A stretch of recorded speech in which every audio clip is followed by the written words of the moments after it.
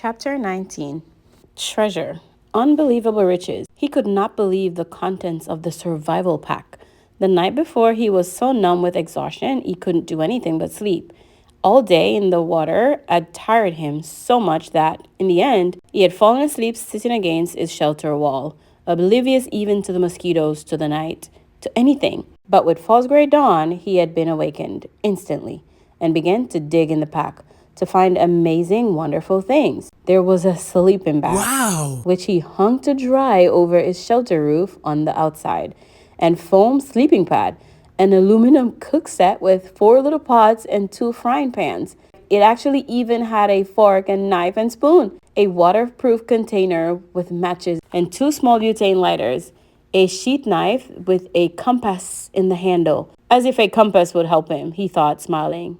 A first aid kit with bandages and tubes of antiseptic paste and small scissors, a cap that said Cessna across the front in large letters. Why a cap? He wondered. It was adjustable, and he put it on immediately. A fishing kit with 4 coils of line, a dozen small lures and hooks and sinkers. Incredible wealth.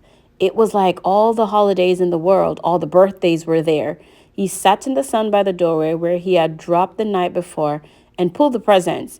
As he thought of them, out one at a time, to examine them, turn them in the light, touch them, and feel them with his hands and eyes, something that at first puzzled him. He pulled out what seemed to be the broken off, bulky stock of a rifle, and he was going to put it inside, thinking it might be for something else in the pack, when he shook it and it rattled. After working at it a moment, he found the butt of the stock came off, and inside there was a barrel and magazine and action assembled with a clip and a full box of 50 shells. It was a .22 survival rifle. He had seen one once in the sporting goods store where he went for bike parts, and the barrel screwed onto the stock.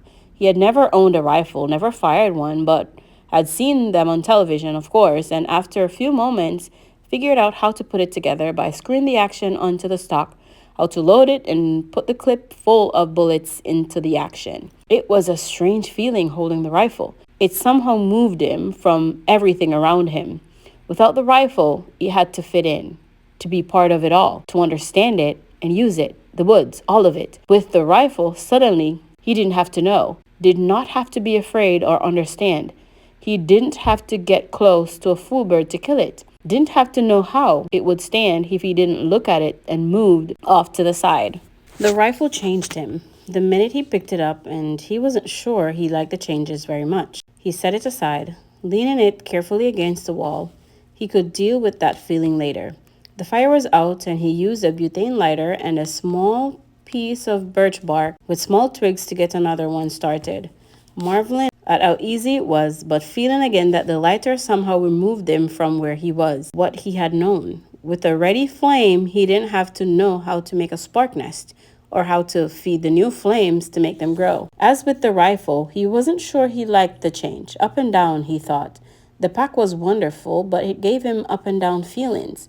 With the fire going and sending up black smoke and a steady roar from a pitch-smelling chunk he put on, he turned once more to the pack, rummaging through the food packets. He hadn't brought them out yet because he wanted to save them until last, glory in them. He came up with a small electronic device completely encased in a plastic bag. At first he thought it was a radio or a cassette player, and he had a surge of hope because he missed music, missed sound, missed hearing another voice.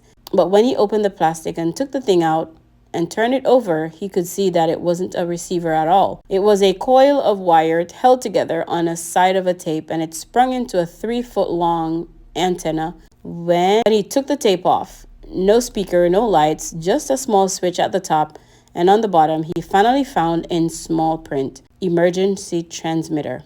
That was it.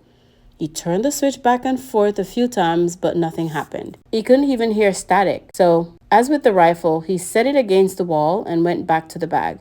It was probably ruined in the crash, he thought. 2 bars of soap. He had bathed regularly in the lake, but not with soap, and he thought how wonderful it would be to wash his hair, thick with grime and smoke dirt, frizzled by wind and sun, matted with fish and fool bird grease. His hair had grown and stuck and tangled and grown until it was a clumped mess on his head. He could use the scissors from the first aid kit to cut it off, then wash it with soap. and then finally the food. It was all freeze dried and in such quantity that he thought, with this, I could live forever. Package after package, he took out beef dinner with potatoes, cheese and noodle dinners, chicken dinners, egg and potato breakfasts, fruit mixes, drink mixes, dessert mixes, more dinners and breakfasts than he could count easily. Dozens and dozens of them, all packaged in waterproof bag, all in perfect shape. And when he had them all out and laid against the wall in stacks, he couldn't stand it, and he went through them again. If I'm careful, he thought, they'll last as long as I need them to last. If I'm careful. No, not yet. I won't be careful just yet. First, I am going to have a feast. Right here and now, I am going to cook up a feast and eat until I drop, and then I'll be careful. He went into the food packets once more and selected what he wanted for his feast. A 4-person beef and potato dinner with orange drink for an appetizer and something called a peach whip for dessert. Just had water, it said on the packages, and cooked for half an hour or so until everything was normal size and done. Brian went to the lake and got water in one of the aluminum pots and came back to the fire. Just that amazed him, able to carry water to the fire in a pot. Such a simple act, and he hadn't been able to do it for almost 2 months. He guessed at the amount and put the beef dinner and the peach dessert on to boil. Then went back to the lake and brought water to mix with the orange drink. It was sweet and tangy, almost too sweet, but so good that he didn't drink it fast. Held it in his mouth and let the taste go over his tongue, tickling on the sides, slushing it back and forth, and then down, swallow, then another. That, he thought, that is just fine, just fine. He got more lake water and mixed another one and drank it fast, then a third one, and he sat with that near the fire, but looking out across the lake, thinking how rich the smell was from cooking the beef dinner.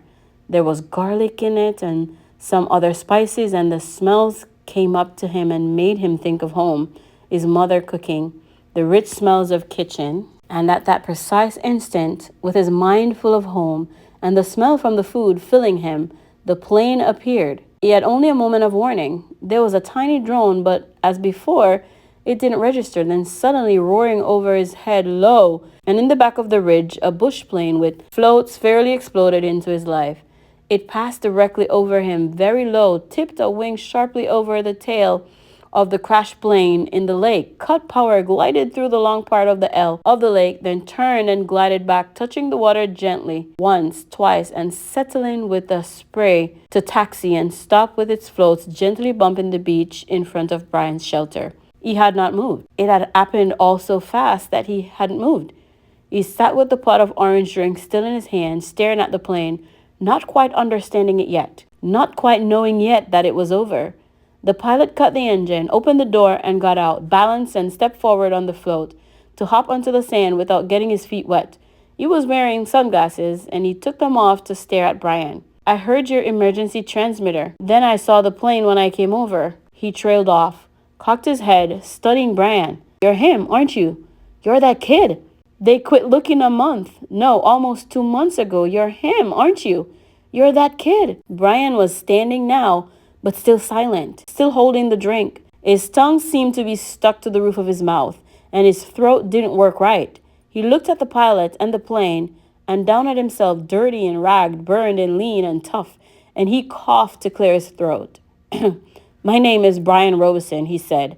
Then he saw that his stew was done, the peach whip almost done, and he waved to it with his hand. Would you like something to eat?